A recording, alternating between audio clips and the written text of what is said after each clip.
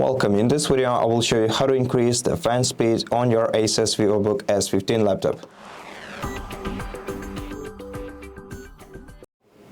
So, in order to increase your fan speed, you're gonna have to open MyASUS application, which is pre-installed, should be pre-installed on your laptop. So if you go to your apps list from the start menu, you'll be able to find your MyASUS application in here. Open it, and by the way, if you don't have it on your PC, you can install it, download and install it from the Microsoft Store. So instead, you can just go to the Microsoft Store and search for MyASUS application. And once you find it here, the app by ASUS tag, click Get right here and download it on your computer.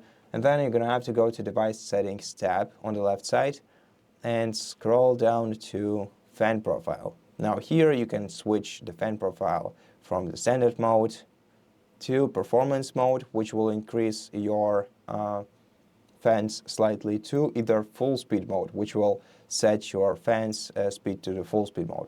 Besides, you can also decrease your fan speed by selecting whisper mode. And that's basically it. So thank you so much for watching this video. If you liked it, please consider subscribing to our channel, leave us a like and a comment below. And I'll see you in the next one.